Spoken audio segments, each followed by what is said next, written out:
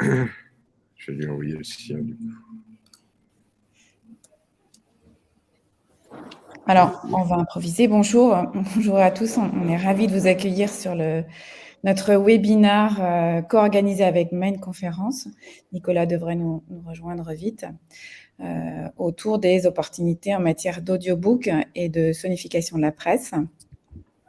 Chacun des intervenants vont présenter leur vision des opportunités, qu'elles soient éditoriales, expérientielles, stratégiques, etc.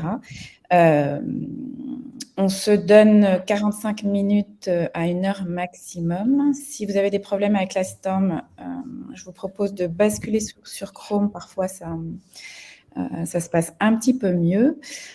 Philippe Couve, qui est CEO de SAMSA, va animer les échanges. Xavier, je ne sais pas si tu veux ajouter quelque chose. Sinon, on laisse Oui, bonjour à tous. Juste pour préciser qu'effectivement, c'est un événement co-organisé Main Conférence Geste dans le cadre de l'ensemble des conférences et tables rondes qu'on organise depuis plusieurs années maintenant. Après, je pense qu'on pourra donner rendez-vous aux prochains événements après la conférence. Bonjour à tous. Ah, ça y est, Nicolas, tu es là. Voilà, petit souci de spam, j'imagine. Voilà. Moi, je pense que Philippe peut démarrer. Moi, je m'efface. Eh ben, merci Laure, merci Nicolas, merci Xavier, et bienvenue dans cette table ronde. Donc, nous allons traiter du sujet suivant, audiobook et sonification de la presse, quelles opportunités. Alors, c'est le titre officiel. Moi, je vais essayer de vous expliquer un petit peu comment j'ai compris les choses. À un moment donné où on dit que le podcast plafonne, où on constate une consolidation du marché avec des rachats multiples de studios de podcast pour tenter d'atteindre une taille critique, à un moment donné où l'audience de la radio baisse de manière régulière, à un moment donné où les intelligences artificielles sont capables de produire des voix de synthèse, aussi vraies que nature, ou quasiment, quelles sont à ce moment-là les véritables perspectives de l'audio lorsqu'on vient a priori de l'écrit. Je spoil un peu, ces perspectives sont nombreuses et on va le voir. J'ai des problèmes de connexion, j'espère qu'on m'entend toujours. Avant de vous présenter nos invités, un rapide mot d'auto-présentation pour vous dire que, en ce qui me concerne, j'ai travaillé pendant 20 ans en radio avant de lancer samsa.fr, qui est un organisme de formation qui travaille notamment à former au podcast des gens dont l'audio n'est pas le métier à l'origine. Petit détail, nous produisons également un podcast nous-mêmes qui s'appelle Les médias se mettent au vert et qui traite des enjeux du dérèglement climatique dans les médias ou comment traiter ces questions climat d'un point de vue éditorial. Aujourd'hui, nous allons donc parler de voix, de musique aussi, un peu d'audio en général, et nous allons traiter de stratégie, à la fois éditoriale et commerciale, d'outils, de workflow un peu, de partenariat et de production, mais également, et c'est important, de revenus et de monétisation et puis des perspectives d'avenir. Autour de cette table ronde tout à fait virtuelle, 4 invités à qui je vais demander de se présenter en nous disant d'abord dans quelle mesure ils ou elles sont concernés par l'audio dans leur entreprise et en particulier par ce lien entre presse écrite et audio. Et je commence avec qui travaille chez Bayard. Alors j'espère que mes questions de déconnexion vont pas être trop ennuyeuses parce que ça, voilà, ça passe sur le téléphone. Je ne sais pas pourquoi. Le téléphone vient se connecter sur le son. Enfin bon. Emmanuel Marie, pardon, qui est audio et International Director en bon français chez Bayard Audio. Emmanuel, en quoi Bayard est concerné aujourd'hui par la production audio? Bonjour à tous, merci Philippe. Alors l'audio chez Bayard, je dirais, c'est un prolongement et une extension de ce que nous faisons en jeunesse depuis plus de 50 ans. Et l'audio chez Bayard, on l'a démarré dans nos magazines il y a au moins 25 ans. En donc proposant aux abonnés, en plus du magazine, une histoire lue pour les différents usages. Donc l'audio, il est complètement dans l'écosystème Bayard et c'est même un écosystème à part entière. Pour nos magazines, qui sont le cœur de notre activité et notre lien direct, je dirais, avec nos publics, l'audio peut permettre, par exemple, d'être dans l'actualité. On a créé il y a quelques années avec Radio France le podcast Salut l'info. Salut l'info, c'est un podcast pour expliquer l'actualité aux enfants. Alors, on peut parler de la réforme des retraites, on peut parler de la mort d'Elisabeth II, de l'Ukraine, évidemment. Donc, on répond aux questions et dans une temporalité régulière, hebdomadaire, qui n'est pas le cas du magazine papier. Donc, on voit bien que c'est une façon d'être en lien avec eux et de répondre aux questions des enfants de manière très naturelle. L'audio, ça peut aussi être une nouvelle rubrique, comme une nouvelle rubrique d'un magazine, par exemple sur le magazine Image Doc, où les enfants nous posent des questions sur la science, sur par exemple combien pèse la planète. On a créé un podcast avec le musée d'histoire naturelle qui s'appelle Curieux de science, où on a associé l'expertise de nos journalistes, donc qui savent parler aux enfants et leur expliquer des concepts un petit peu compliqués, et évidemment des scientifiques, des experts, qui eux vont expliquer quelle est l'enquête qu'il faut mener en tant que scientifique pour essayer d'apporter une réponse à une question qui au départ peut paraître assez difficile. Donc là aussi, on voit bien que l'audio nous a permis, et avec l'association d'experts et avec la connaissance qu'on a de la jeunesse, l'audio nous permet d'apporter quelque chose de plus au magazine, où on est sur des programmations et des délais de sujets qui sont beaucoup plus longs parce que liés au papier et à la fabrication du papier. Peut-être un dernier exemple, Magidado, donc le magazine Okapi.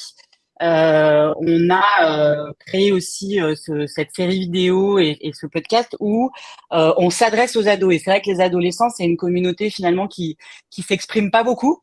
Et donc, c'est très intéressant de leur donner un lieu où ils vont venir témoigner, voilà, sur des sujets qui sont leurs préoccupations premières. Donc, tout ce lien et cette prolongation, elle est essentielle, et la forme audio apporte cet aspect-là. Et si là, c'est pas le côté presse, mais si on parle aussi du livre. On pourrait se dire que le livre à part entière, le livre papier n'a pas forcément sa forme en audio, et au contraire, l'acte d'écrire un livre est assez solitaire. Il y a un auteur, un illustrateur. Là, tout d'un coup, l'audio transpose cette forme éditoriale dans une œuvre collective avec des musiciens, des comédiens, etc. Crée finalement une nouvelle œuvre, comme de la même manière l'audiovisuel créer une nouvelle œuvre. Et donc ça, c'est quelque chose qui est très intéressant pour des auteurs de livres jeunesse qui touchent à une autre forme de création. L'audio, ça apporte aussi la mobilité. Transformer un livre en audio, c'est pouvoir le lire dans la voiture, c'est pouvoir l'emmener avec soi en vacances. Alors, on va revenir, Emmanuel, sur cette pardon, question je vais trop vite. des usages, etc. Mais là, c'était juste pour présenter l'activité audio de chacun, donc pour savoir de quoi on parle. Et ensuite, on va aller sur la question des usages, des cibles, etc. Je vais passer la parole à Marion Girard, qui est directrice du développement de So Good, la revue So Good, et qui fait de l'audio, plusieurs formes d'audio, et l'une de ces formes va vous surprendre, j'ai envie de dire. Merci Philippe, bonjour à tout le monde. Je ne sais pas si ça va être très surprenant, mais So Good est effectivement à l'origine un média print qui fait partie du groupe SoPress. Et en fait, on a toujours eu des podcasts depuis longtemps, notamment parce qu'il y a un studio qui s'appelle All Sound, qui est intégré à SoPress, donc il y avait une facilité aussi technique et d'accès à cette production-là. Et en fait, on a été contacté il y a quelques mois par l'ARCOM qui nous a proposé de candidater pour obtenir une nouvelle fréquence DAB+. Et donc, suite à notre candidature, l'ARCOM nous a attribué également une fréquence radio. Donc, chez So Good, il y a un peu alors, on est aussi présent sur d'autres supports encore, puisqu'on fait aussi beaucoup d'événementiel et beaucoup d'audio en événementiel, donc c'est encore un autre canal. Et donc, évidemment, l'écrit et l'audio sont très liés chez nous, et l'audio est aussi dans une double stratégie qui est à la fois de la radio, donc avec ce que ça comporte comme formats qui sont diffusés en direct et qui sont écrits un peu pour les usages de la radio, mais aussi comment on travaille le replay en podcast des émissions qui sont diffusées sur la radio. Donc, c'est 2 stratégies de distribution qui sont pas tout à fait les mêmes et qui permettent d'être un petit peu plus large et de traiter des sujets qui font écho à ceux du magazine, mais pas que. Ça fait aussi parfois écho à ceux qui sont traités dans le groupe en général, par exemple. Mais je pourrais détailler ça si vous le souhaitez. On va en reparler en termes de stratégie, mais effectivement, voir le groupe Sopres se lancer dans la radio, moi, c'est quelque chose qui m'a surpris en tant que tel. Peut-être que ça n'aura pas surpris Thomas Baumgartner, qui connaît très bien la radio, qui connaît très bien le podcast aussi, qui est le fondateur du studio Wave.audio et qui aujourd'hui va nous parler notamment et principalement du travail qui a été effectué en partenariat avec la revue dessinée, revue d'enquête, d'investigation et de reportage journalistique. Qu'est-ce que vous avez fait, Thomas, avec la revue 21 ? J'ai dit la revue dessinée, peut-être. C'est dans le même groupe, mais c'est la revue 21, pardon.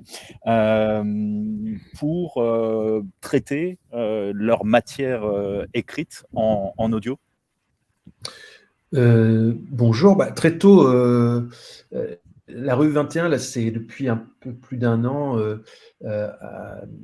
se relançait. Une bonne partie de l'équipe, de nouvelles personnes sont arrivées dans l'équipe. Donc, il s'agissait à la fois d'être totalement cohérent avec ce qu'est 21 depuis 15 ans maintenant, à savoir une revue du journalisme narratif, propos du réel, du long format, du documentaire écrit. Donc ça, ils l'ont été, ils le demeurent, et ça reste les points forts. Et en même temps, on a commencé à discuter avec eux au moment où ils avaient une volonté d'élargir un peu leur territoire, on va dire. Ça s'est traduit par le lancement d'une collection de livres, de petits livres, de reportages littéraires qui arrivent en ce moment dans les librairies depuis quelques mois.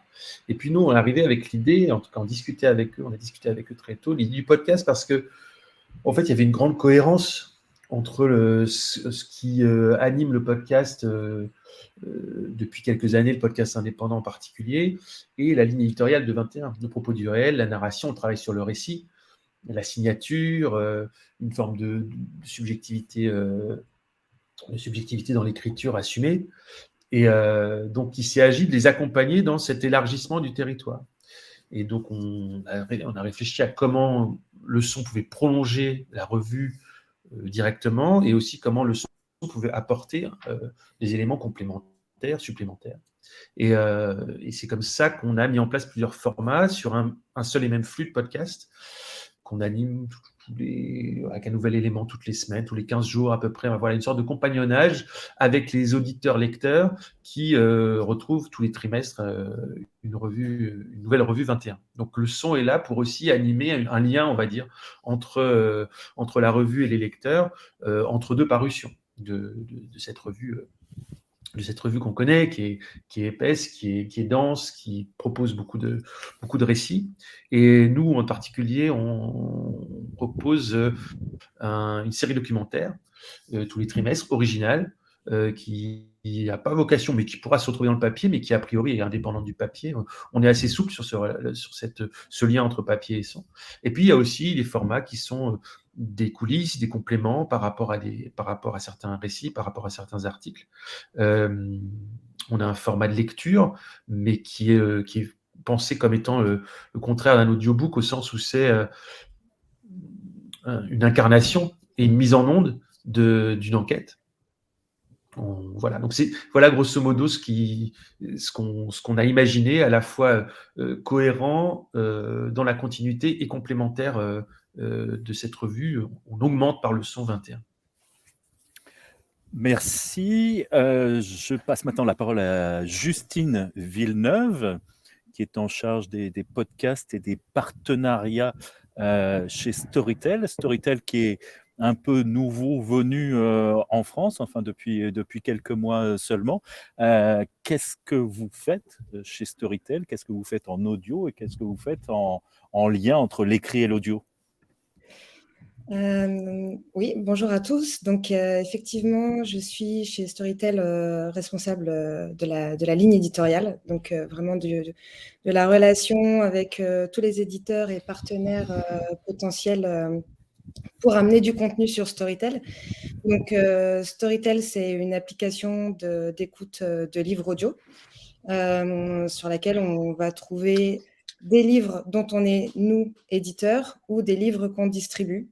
Donc, on est vraiment en partenariat avec l'ensemble du marché de l'édition française, avec vraiment l'objectif de proposer la bibliothèque la plus complète possible à nos utilisateurs.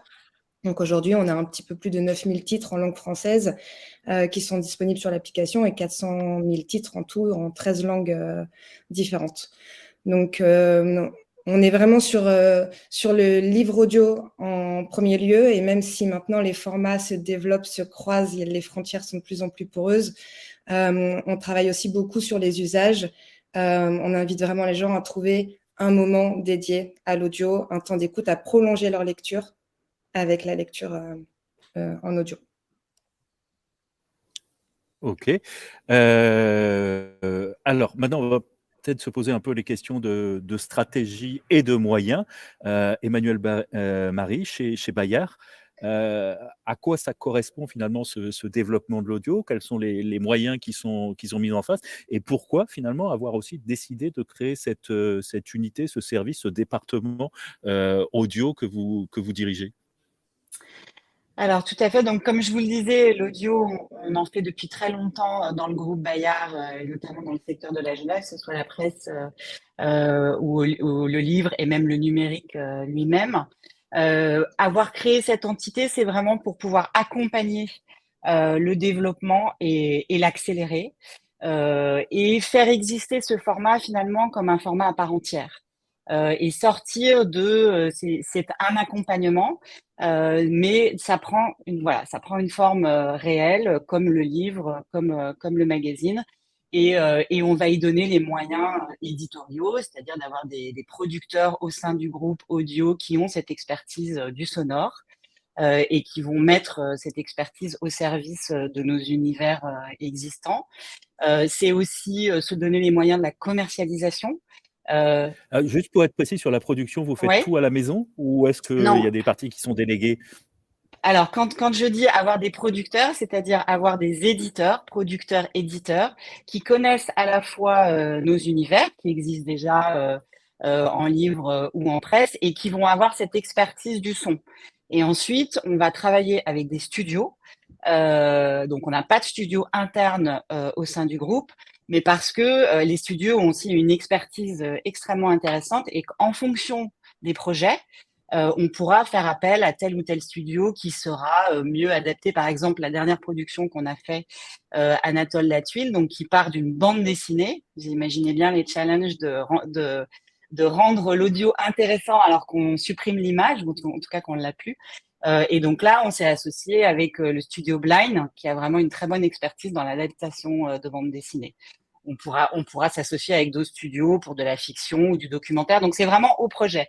Mais au sein de l'équipe, on a 2 éditeurs qui ont vraiment cette culture du son et à la fois cette culture de nos univers et du papier.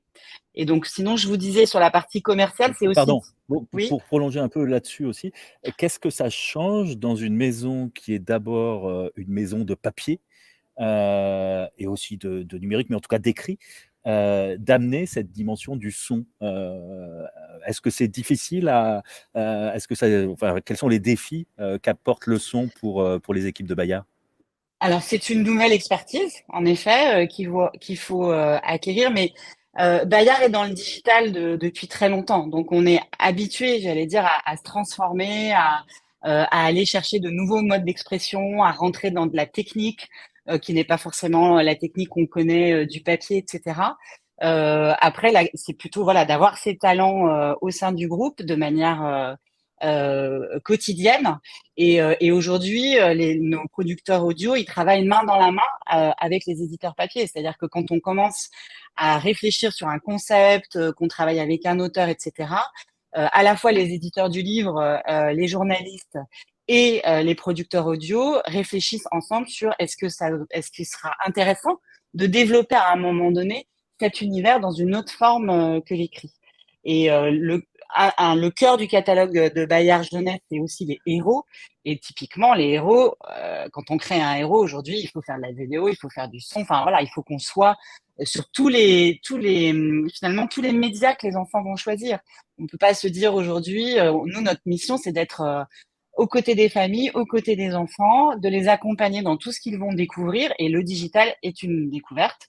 Et en plus, l'audio a cette forme très rassurante qu'on n'est pas sur l'écran. Or, les parents, aujourd'hui, ils ont quand même beaucoup d'angoisse par rapport aux écrans, par rapport au digital, etc. Donc, c'est vrai que tout ça fait que on doit investir dans ce format et c'est le choix qu'a fait le groupe en créant cette entité, en développant, enfin, voulant poursuivre et accélérer la création et puis aussi la diffusion sur le fait que ça doit être accessible à tous. Et donc être à la fois chez les audiolibraires, à la fois sur des plateformes musicales, à la fois dans des enceintes, en France et à l'international demain. Ça fait partie des enjeux que nous avons posés avec la création de cette entité. Marion, du côté de So Good, quels défis, quels moyens, quelles ambitions lorsqu'on se lance en radio?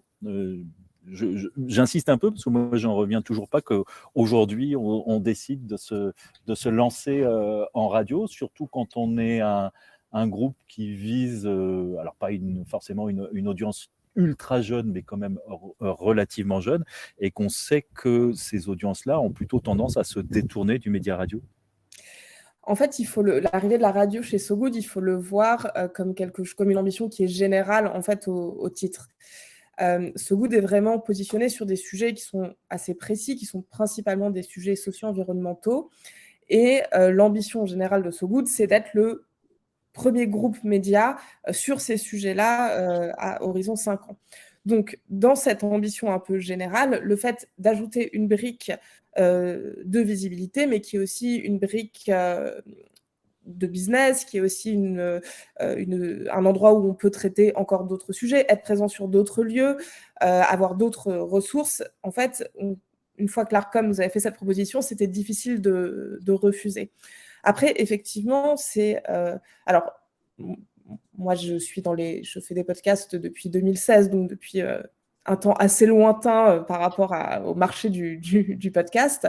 Et j'ai toujours beaucoup cru à ce format-là en tant que format complémentaire qui peut venir se relier à, comme on l'a dit un peu tout à l'heure déjà, mais en gros, des contenus qui peuvent être écrits, vidéos, digitaux, etc.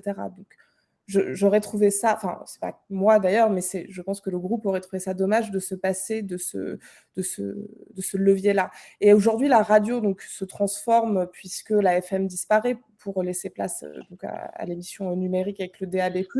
Et donc, probablement que les usages vont aussi un petit peu être bousculés dans des temps pas trop lointains. Donc, faire partie de ça dès le début, faire partie des personnes qui vont pouvoir travailler sur ce sujet, le structurer, l'étudier, je pense que pour un titre comme So Good, c'est intéressant de toute façon. Puisque, a priori, le DAB+, est censé être la radio du futur. Donc, et nous, on traite des sujets du futur aussi. Donc en tout cas, ça a du sens pour nous.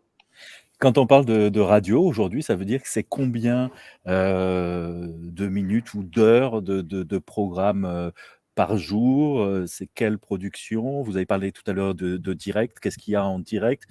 De rediffusion de podcasts? Comment ça se passe? Est-ce que c'est retravaillé pour être diffusé en radio, les podcasts? Enfin, comment ça fonctionne en fait?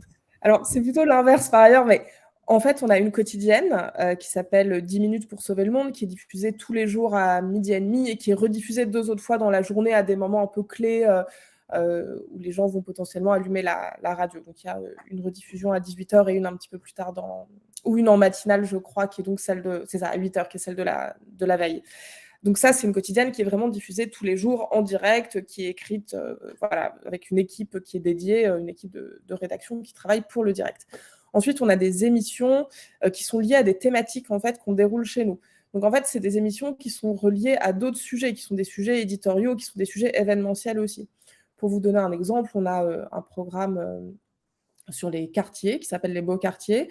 Et donc, cette thématique-là, c'est une émission de radio qu'on enregistre plutôt en direct dans un cadre événementiel et ensuite qui est remontée un peu pour la diffusion en podcast. Donc, on va justement l'adapter pour avoir... En fait, dans le direct, c'est super parce qu'il y a plein de choses qui sont très spontanées, mais on peut avoir parfois des hésitations, un peu de longueur. Si ça manque de rythme, la double diffusion avec le podcast permet justement de remanier un peu le contenu pour en avoir l'essence et ce qui est le plus adapté à l'usage du podcast.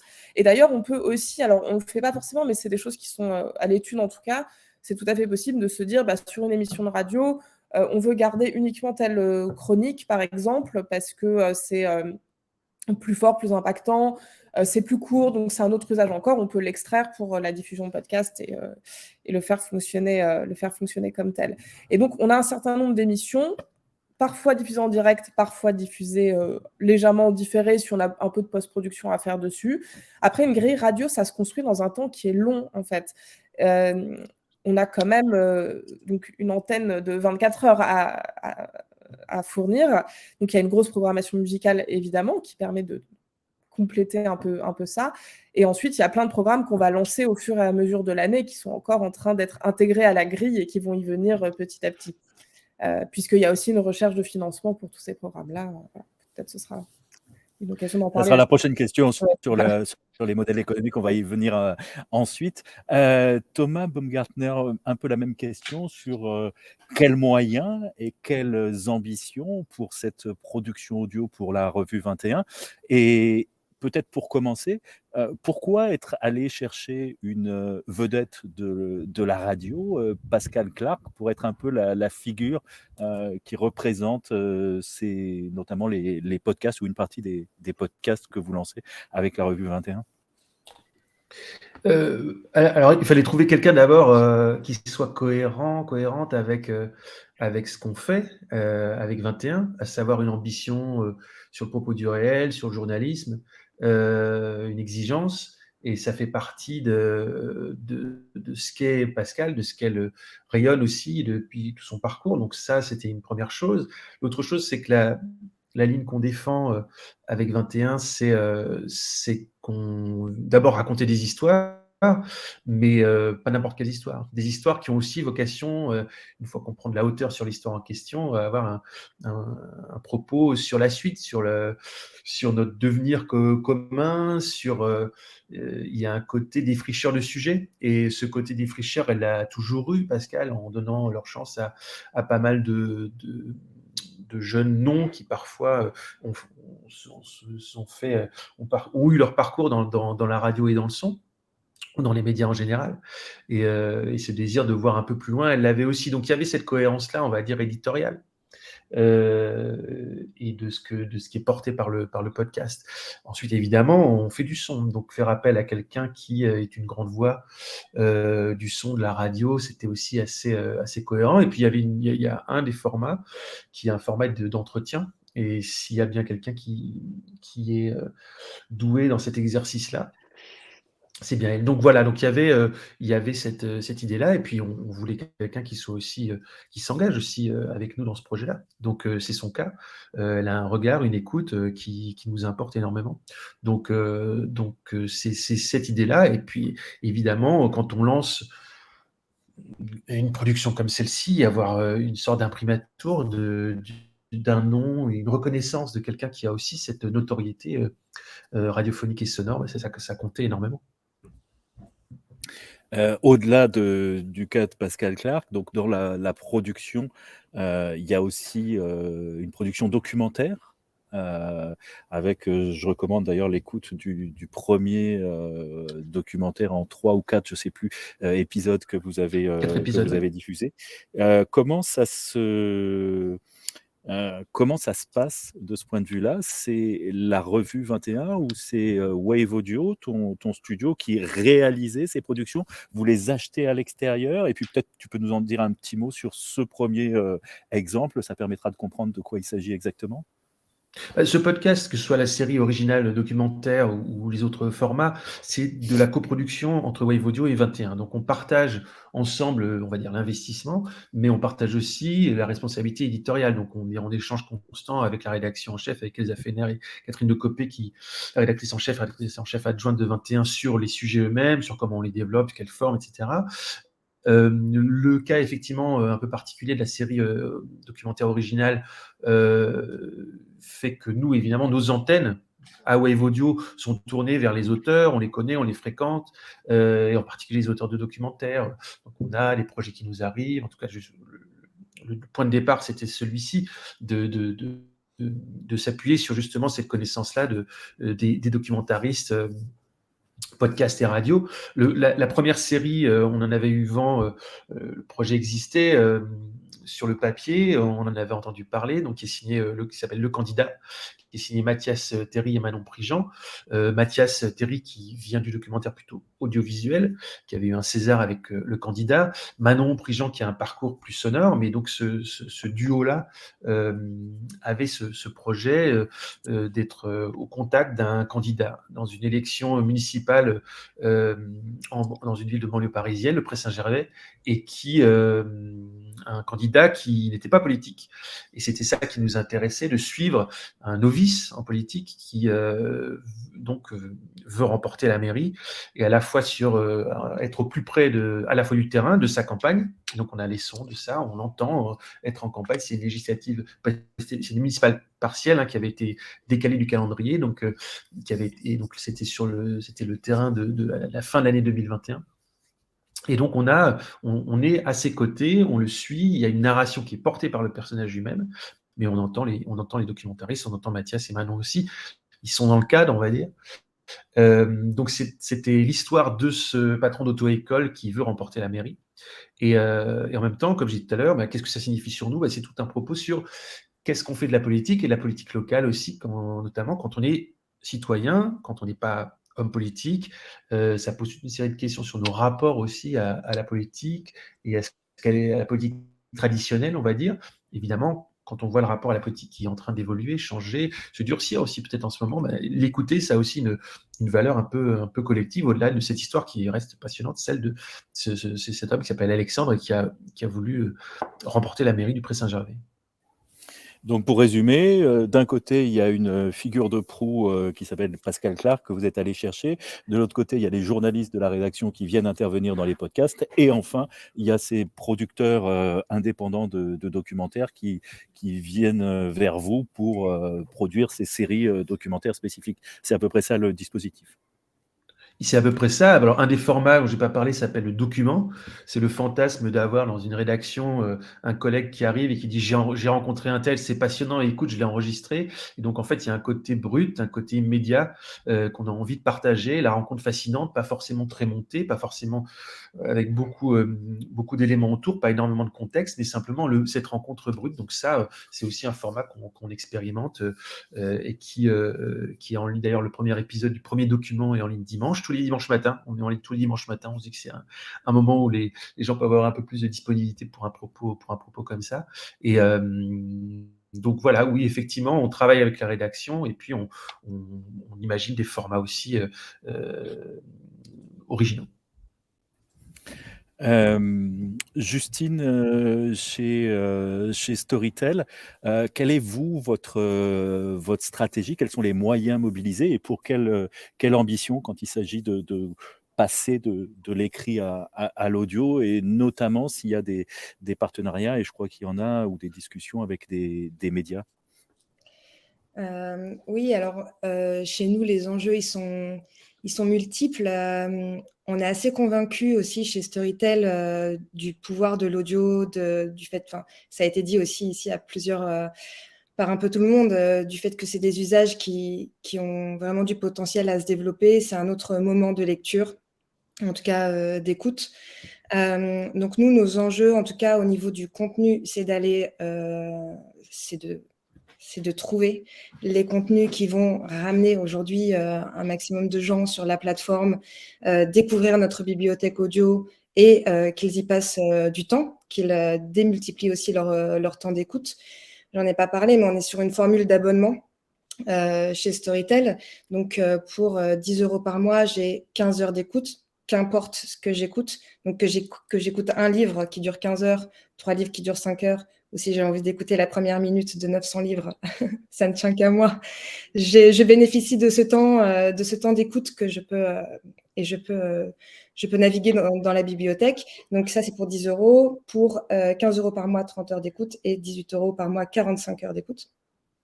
Donc, nous, ce qu'on veut, c'est que les gens aussi naviguent dans la bibliothèque, aillent découvrir les contenus qu'ils aiment, et en fonction du temps disponible, qu'ils puissent bénéficier de formats courts, ou de formats plus longs, de formats sériels ou de one-shot. Donc, il y a vraiment un enjeu de création de catalogue, d'animation de catalogue chez nous. Et après, dans la dimension partenariat, effectivement, comme on veut développer les usages, on a besoin de s'associer à des acteurs des médias ou d'autres acteurs qui bénéficient déjà d'une audience et avec lesquels on va pouvoir créer un contenu original qui va venir servir nos enjeux. Et là, le modèle, on peut prendre le cas de Steamy, la série Steamy en 10 épisodes, ça fait sourire Marion, produite par Louis Média, et qui a accompagné le lancement de Storytel en France. Donc, c'est une série de 10 nouvelles érotiques, donc 10 nouvelles de 30 minutes en audio. Et donc, le partenariat avec Louis Média nous a permis aussi de bénéficier de leurs audiences, de faire de la promotion au sein des podcasts du réseau Louis Média et d'attirer comme ça des utilisateurs. Et nous, on va être... on a vraiment cette volonté à monter ces partenariats-là au niveau du marché pour développer tout simplement notre propre audience. Le fait que vous ayez, si on peut dire, un peu démarré sur le marché français avec Steamy, qui sont certes des nouvelles érotiques, mais aussi féministes, est-ce que ça veut dire que la cible prioritaire que vous visez est constituée de femmes? On a souvent l'habitude de dire que l'audience du podcast ou d'une partie, en tout cas de la production de podcast, est un peu équivalente à l'audience des librairies et qui est en majorité composée d'un public féminin. Est-ce que c'est également votre cible prioritaire chez Storytel? On a plusieurs cibles, mais effectivement, on le sait, les premières personnes qu'on va vouloir attirer sont les personnes qui sont très gourmandes en contenu, qui consomment beaucoup, qui sont des grands lecteurs et qui peuvent donc devenir des grands audiolecteurs qui n'en ont jamais assez et qui vont démultiplier leur consommation de contenu et utiliser l'audio comme un temps de lecture complémentaire. Donc oui, les grandes lectrices nous intéressent et on le sait, les genres qui vont qu'on va animer dans un premier lieu sont le polar, le true crime, la romance. Et effectivement, Steamy, pourquoi Steamy? C'est aussi parce qu'on veut montrer les valeurs de Storytel, notre engagement sur des sujets de société, et on aura à cœur, dans notre catalogue, aussi d'avoir des contenus engagés et qui résonnent avec les valeurs de Storytel, qui est une entreprise suédoise qui porte ses valeurs dans l'ensemble des pays dans lesquels ils sont implantés. Donc, on est vraiment en écho aussi au groupe et à cette tendance de marché. On va poursuivre sur cette question donc de la monétisation ou du modèle économique chez Bayard. Emmanuel Marie, comment est-ce que vous abordez cette question? Est-ce qu'il y a un modèle économique propre à la production audio ou est-ce que c'est complémentaire par rapport aux autres productions de Bayard? Je dirais le sujet central par rapport à cette question, c'est vraiment la préservation de la valeur. Aujourd'hui, c'est très compliqué de préserver cette valeur de l'audio pour différentes raisons. Parce que d'abord, il y a une cohabitation du gratuit et du payant qui est très forte entre le podcast, le livre audio, dans des lieux identiques. Voilà. Et donc, ça brouille les pistes. On est sur des modèles, si je compare par rapport à au livre et même la presse, le modèle de l'abonnement est le modèle le plus répandu. avec cette notion d'illimité ou cette culture de l'illimité dans laquelle on vit de plus en plus. Et donc là aussi, donner une valeur à une histoire ou à un documentaire, etc., ça devient c'est de plus en plus compliqué. En même temps, c'est l'écosystème dans lequel on est, donc il faut qu'on s'adapte par rapport à ça. Je rejoins Justine sur la notion de partenariat. Je pense qu'aujourd'hui, c'est très important de tisser des partenariats entre les créateurs de contenu et les diffuseurs. D'abord parce qu'on apprend beaucoup sur les usages, etc. et qu'on a besoin de cette connaissance-là pour comprendre après comment on va présenter tout ça à nos lecteurs, à nos familles. Aujourd'hui, nous, il y a une vraie vision classique de rentabilité d'une création sur l'audio. On s'applique les mêmes règles que pour le papier. C'est plus difficile à date, et on va pas se mentir, parce que voilà, le marché est émergent, et puis ce que je viens de vous dire, on est un peu quand même dans le monde de la gratuité, un peu comme l'a été la musique à un moment donné. Donc c'est ça qu'il faut tenir, qu'il faut avoir en tête. Et puis ensuite, je pense que la monétisation de ce format, elle va être multiforme. On va pas être juste sur une valeur financière, etc. Ça va être une mesure d'audience. Ça va être un lien avec une communauté qu'on peut animer. Ça va être des recettes publicitaires. Ça peut être de la marque blanche. Les sociétés de podcast travaillent beaucoup et aujourd'hui vivent grâce à la marque blanche. Nous, c'est moins notre posture parce qu'on est à la base plutôt éditeur et on travaille beaucoup en B2C par notre culture de la presse, etc., qu'on fait depuis des années. Mais aujourd'hui, voilà, on va naviguer avec tout ça. Ce qui est important, c'est d'être agile.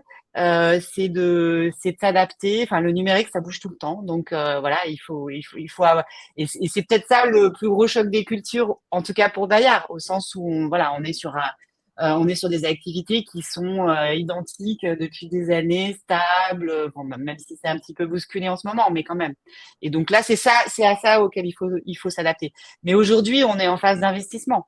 Et clairement, mais parce que pour toutes les raisons que je vous ai évoquées au départ, on se doit d'être là où les enfants sont, dans les médias qu'ils utilisent, et c'est probablement les médias de demain. Donc c'est comme ça qu'on le gère. On peut faire un gros plan spécifique sur le modèle économique particulier de l'enceinte Merlin, ce projet que vous avez lancé en partenariat avec Radio France. Comment ça marche économiquement parlant pour les utilisateurs de cette enceinte qui est destinée aux enfants? Vous voulez dire l'achat le modèle économique de l'enceinte, ouais. Donc l'enceinte, elle a des contenus qui sont pré-embarqués. Donc il y a plus de 80 contenus qui sont pré-embarqués au moment où on achète physiquement l'enceinte. Et après, on peut se connecter à l'application Merlin et acheter du contenu additionnel pour renouveler l'offre ou avoir la suite d'une série, etc. Et ça, je dirais, ce modèle-là, c'est le modèle de toutes les enceintes. Pour enfants en tout cas, où on a vraiment, parce qu'il y a un côté industriel, technique qui fait qu'une fois qu'on a embarqué des contenus dans l'enceinte, on va pas aller rechercher l'enceinte chez les gens pour leur remettre du contenu. Et par contre, et notamment particulièrement sur cette tranche d'âge-là qui est les moins de 10 ans, il y a vraiment l'envie d'avoir de nouveaux épisodes et de pouvoir renchérir l'offre, quoi. Enfin voilà, renouveler plutôt que renchérir. Donc c'est vraiment ce double modèle du physique et du dématérialisé qui s'est installé sur ces enceintes.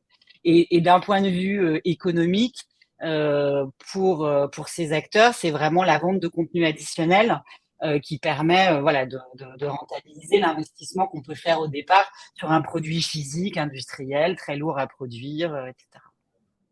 Et les recharges, ça coûte combien ? Les packs, alors ça dépend des tranches d'âge, j'ai pas tous les tarifs en tête, mais les premiers packs, je crois qu'ils sont à 5 euros.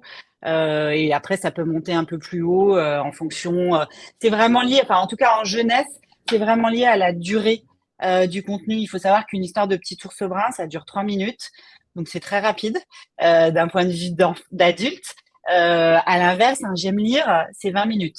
Donc, il y a aussi cette notion de durée qui est importante dans la valeur qu'on donne à un audio. On a, par exemple, en édition, on a les feuilletons de Muriel Zac qui sont vraiment des feuilletons sur la mythologie, qui est un énorme succès depuis des années en librairie. L'audio, c'est 11 heures d'écoute. Donc, on va pas vendre cet audio à un prix inférieur du livre, voire au contraire. On va plutôt le vendre plus cher parce qu'il y a toute une production derrière qui est relativement lourde. Donc, la notion de durée, elle est très importante en jeunesse pour mesurer la valeur. Question maintenant pour Marion Girard et So Good. Quelle piste de monétisation, s'il y en a, avec non seulement les podcasts, mais la radio surtout? Je vais redire un peu ce que je dis depuis le début, c'est que nous, tous nos supports sont économiquement très liés aussi. So Good, c'est un financement qui est assez particulier en général, puisqu'il n'y a pas d'annonceur, il n'y a pas de publicité dans So Good, nulle part, ni dans le mag, ni sur la radio, ni sur les podcasts. Nous, alors, c'est aussi des choses que je suis chargée de continuer à construire chez So Good, donc on n'est sûrement pas au bout de tout ce qu'il y a à inventer, mais en gros, pour schématiser un peu, on est financé par des entreprises qu'on appelle pionnières. Il y a une vingtaine de places par an chez nous. C'est plutôt des grosses entreprises très institutionnelles de type la Maïf qui nous allouent des budgets qui sont plutôt conséquents, assez élevés, pour qu'on puisse construire en fait des thématiques précises et qu'on puisse construire des contenus autour de thématiques que eux vont défendre par ailleurs dans leurs engagements. Et donc, c'est comme ça qu'on récupère des fonds qui vont nous permettre à la fois de financer le mag, de financer la production des émissions, de financer des événements. On a d'autres sources de revenus aussi, notamment on a eu cette année une levée de fonds participatifs, enfin voilà, il y a plusieurs choses. Après, on fait comme tout le monde aussi de la marque blanche, sur l'audio, mais pas uniquement, sur des formats très divers et variés. Et nous, on intervient plutôt sur des sujets que sur des formats. Donc encore une fois, tous les sujets autour de l'impact, etc., sur lesquels on a une forte légitimité, donc ça, on n'y coupe pas. Et après, on peut avoir... Donc, c'est quand même une forme de... Quand je dis qu'il n'y a aucune publicité, ce n'est pas tout à fait vrai, puisqu'on peut avoir un peu de sponsoring, à savoir des soutiens financiers à des émissions. Comme c'est le cas pour d'autres studios aussi, on peut dire cette émission est soutenue par un tel. Mais encore une fois, c'est plutôt lié à des thématiques. On a une émission qui va redémarrer bientôt qui s'appelle Le Billet Vert, qui est sur la finance durable. Et ben, c'est une émission qui est soutenue par Mirova, qui est un acteur très puissant de la finance durable. Après, ils n'ont pas de validation du contenu, ils relisent rien, ils valident rien du tout et ils n'interviennent pas dans l'édito. Mais il peut y avoir aussi un petit peu ce mode-là. Après, on continue à défricher et à chercher quels sont les différents canaux. Et moi, ce que je retiens aussi, même de mon aventure chez Louis Média avant ça, c'est que ce qui est important dans l'audio aujourd'hui, c'est aussi d'avoir des sources qui sont assez diversifiées pour que ça ne repose pas sur un pilier unique. Donc, par exemple, à mon sens, c'est difficile de faire reposer les revenus de l'audio uniquement sur la publicité en début de programme, comme c'est difficile de la faire reposer que sur la marque blanche, en fait, parce que en fait, le marché fluctue aussi. Il continue à se construire, il continue à se structurer, il continue aussi à se structurer avec des grilles un peu tarifaires, ce qui n'était pas du tout le cas il y a encore 3 à 5 ans en fait. Et donc, c'est difficile d'avoir une vision à très long-termiste qui est extrêmement correcte. Il faut plutôt miser sur des sources un peu diverses et qui vont à la fois s'accorder, et je suis d'accord avec ce que disait Emmanuel aussi tout à l'heure, je trouve que c'est très important, qui vont s'accorder à une audience, mais pas uniquement les communautés qu'on est capable d'entraîner avec un sujet, avec un programme, c'est aussi une valeur qui n'est pas négligeable aujourd'hui. Et d'ailleurs, c'est hyper intéressant de voir comment la valeur d'une écoute en audio n'est pas du tout la même valeur qu'une vue web, par exemple, puisque... aujourd'hui, la démarche d'écouter un podcast, elle est 100% proactive. A priori, on ne tombe pas par hasard sur un podcast. Enfin, ce n'est pas quelque chose qui nous pop sur notre téléphone portable comme une vidéo sur Instagram. Donc, en fait, la valeur que ça représente, c'est aussi quelque chose qu'il faut étudier, qu'il faut bien comprendre, qu'il faut être capable de valoriser à un prix qui est juste. Et il y a l'audience d'un côté, mais l'audience des podcasts, c'est pas l'audience des vidéos de brut, en fait. Enfin, donc, il faut penser aussi la façon de financer ça d'une manière un peu nouvelle, qui n'est pas forcément la manière traditionnelle dont les médias se financent. Mais c'est ça qui est passionnant aussi en ce moment. Thomas, alors même si tu n'es pas forcément le mieux placé pour parler au nom de 21, mais je pense que c'est des discussions que vous avez eues longuement, notamment avec David Servonnet, quel est finalement le projet économique ou le modèle économique derrière, puisque tout ce qui est diffusé par la revue 21 dans le cadre de ce qu'on a des podcasts et des différents contenus que tu as évoqués, tout ça est gratuit aujourd'hui. Le podcast est gratuit, oui. On est parti. Le point de départ, c'est quand même une envie commune avant toute chose. Donc, c'est ce que je disais tout à l'heure, un investissement partagé entre 21 et Wave Audio. Et l'idée de trouver des partenaires au fur et à mesure de l'avancée et de l'histoire de ce podcast. Donc, on a devant nous une période assez longue où on avance quoi qu'il en soit, on engrange les projets et voilà. Et petit à petit trouver des partenaires, soit sur ce qui peuvent être des partenaires qui nous accompagnent sur une mission d'un documentariste à l'étranger, par exemple, qui peut nous accompagner en mode publicitaire aussi. Alors, en l'occurrence, là, on ouvre une porte que 21 n'a jamais ouverte, qui est celle de la publicité. Ça, on est d'accord entre nous que le podcast peut être une exception à ça. Parce que c'est comme ça aussi qu'on pourra financer des projets intéressants et rémunérer les équipes. Encore que, évidemment, aujourd'hui, on rémunère effectivement très normalement les équipes et très correctement. Donc, on se met à la hauteur des projets et de l'ambition éditoriale, on va dire. Donc voilà. Donc, pour le moment, on a cet élan-là. On rencontre des gens régulièrement pour établir des partenariats soit ponctuels, soit structurels. Notre préférence ira évidemment à un partenariat structurel, un partenaire qui nous accompagnera et qui partagera avec nous l'ambition éditoriale et de diffusion de ces podcasts. Un exemple, c'est que la prochaine série originale documentaire du prochain trimestre se fait, on va dire, dans une forme de partenariat là, qui n'est pas financier, qui est plutôt partenariat informel avec la Villa Albertine, donc qui est donc le programme notamment un programme de résidence aux États-Unis pour des créateurs français. Donc voilà, ça commence comme ça, mais c'est au fil de l'eau et sur la route qu'on trouvera ces partenariats. Très bien. Alors, je demande rapidement à Laure et à Nicolas si on a encore le temps pour une dernière question rapide ou s'il faut qu'on rende l'antenne, comme on ne dit pas dans les événements en ligne. Non, vas-y, Philippe. Bon, alors, ma dernière question pour chacun de vous sera un peu la question Madame Irma. Qu'est-ce que vous voyez comme développement se profiler, développement nouveau ou prolongation d'un développement qu'on a déjà un petit peu évoqué dans les mois qui viennent? Peut-être commencer avec Marion. D'accord. Alors, je ne sais pas, dans les mois qui viennent, je n'ai pas forcément une réponse très concrète ou un chiffre extrêmement précis à donner. En fait, l'audience des podcasts a monté assez fort, assez vite. Et c'est vrai qu'aujourd'hui, on voit que plutôt disons que ça monte, c'est pas que ça monte plus, mais ça monte moins vite. Mais c'est normal, en fait, partout en mathématiques, on retrouve un peu cet effet-là. On n'est pas toujours c'est difficile d'être sur une courbe exponentielle jusqu'à arriver à 100%. Je pense que c'est un marché qui doit continuer à se structurer et à aller chercher des auditeurs là où il y en a, et notamment à aller chercher d'autres auditeurs aussi. Il y a eu tout un sujet avec le podcast, mais d'une certaine façon, avec certains programmes radio aussi. Finalement, le podcast a trouvé une cible qui était d'un point de vue socio-démographique, qui était très bien définie.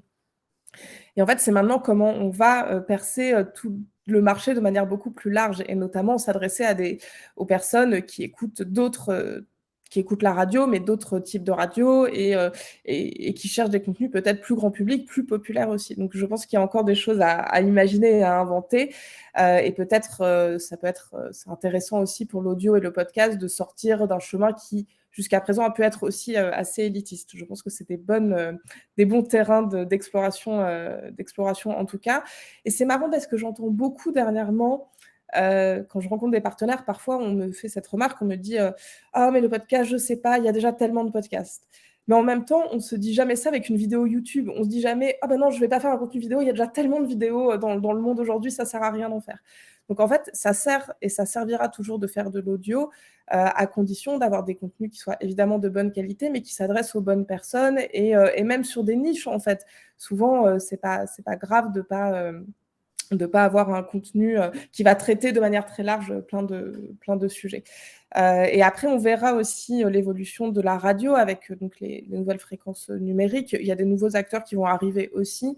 C'est un peu tôt, là, ça date du début d'année, donc on n'a pas beaucoup de recul encore, puis on attend toujours les chiffres de médiamétrie, mais je pense qu'en tout cas, il y a encore des belles heures et de belles choses à faire pour le podcast et l'audio en général.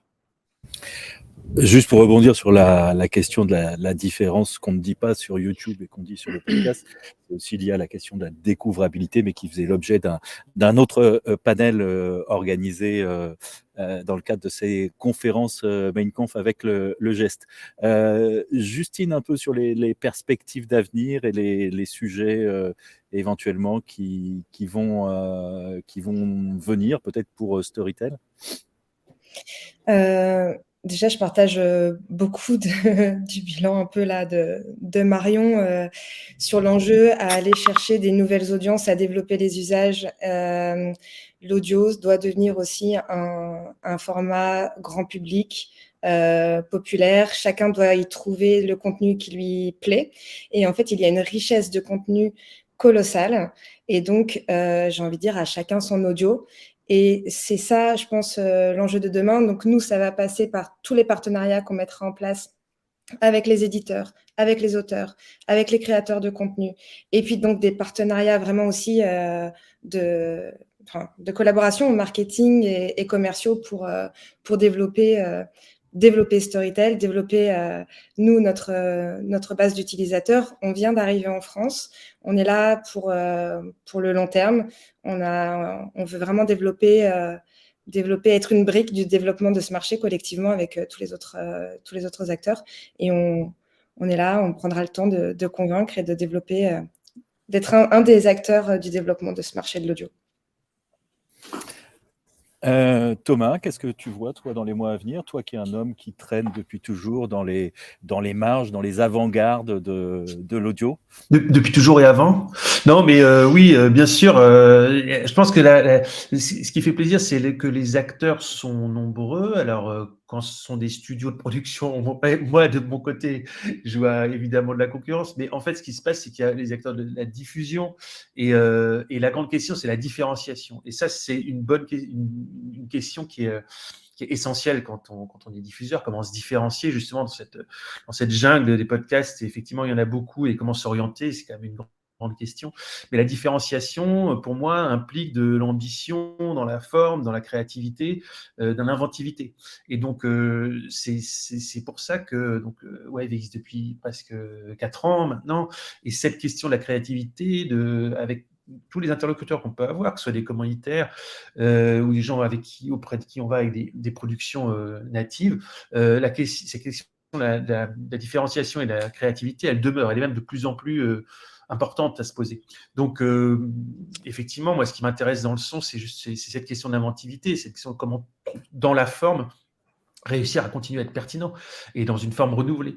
Et donc ça, c'est aussi pour ça que je pense que la période qu'on vit en ce moment et dans les mois et même années qui viennent, il y a quelque chose d'hyper intéressant qui va continuer de se passer. Alors effectivement, je crois que c'est Emmanuel qui disait ça tout à l'heure, on est dans un endroit, dans un domaine qui bouge beaucoup, que ce soit industriellement, que ce soit en mode de consommation dans les publics, mais c'est justement ça qui reste hyper intéressant. Et la question d'aller chercher de nouveaux publics, d'inventer des formes, y compris ambitieuses, pour des publics qui aujourd'hui ne sont pas encore familiers du podcast, ça reste la nouvelle frontière, hein, et la prochaine est constamment renouvelée. Donc ça, c'est pour moi, côté producteur, fabricant de son, ça reste ça la promesse de la suite.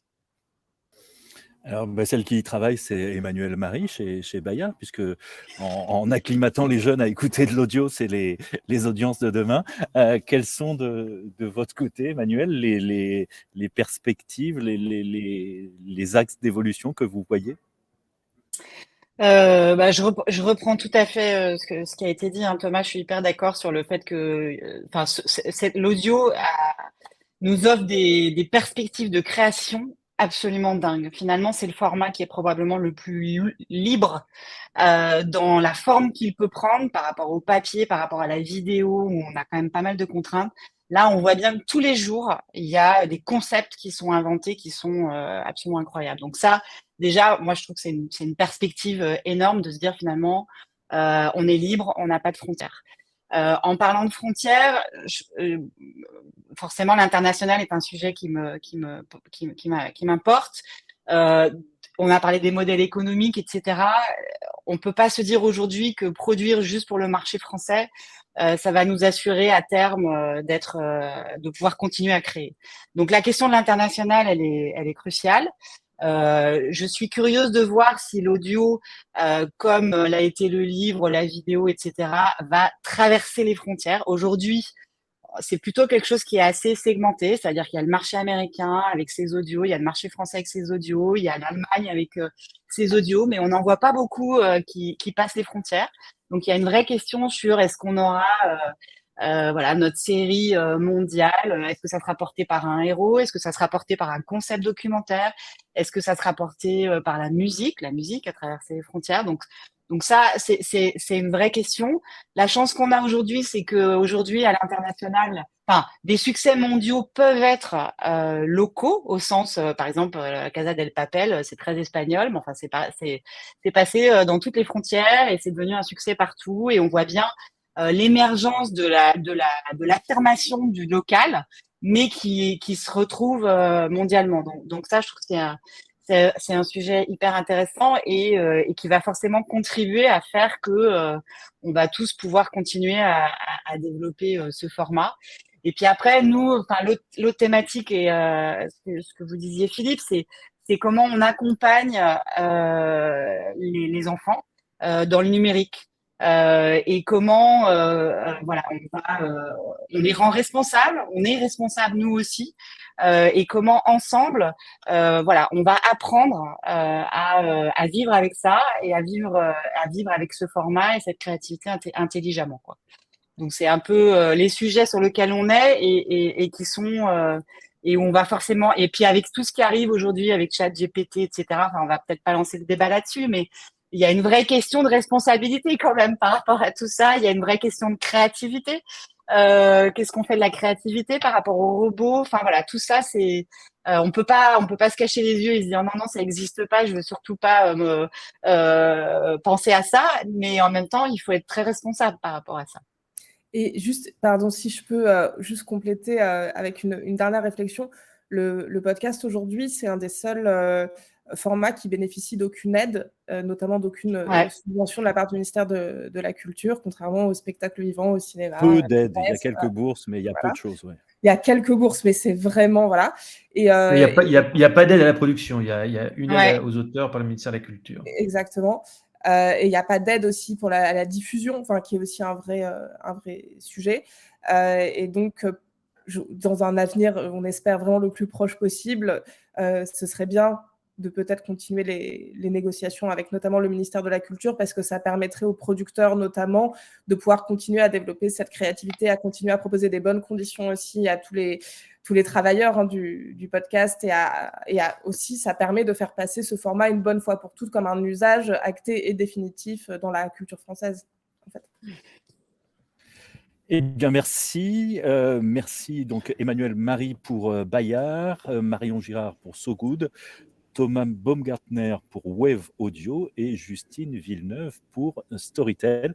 Je ne sais pas si Laure ou Nicolas ont un mot de conclusion à ajouter avant qu'on mette un terme à cette table ronde. Alors peut-être Nicolas, il faudrait que tu remontes aussi sur scène. En attendant, oui, un immense merci aux intervenants pour ces précieuses réactions.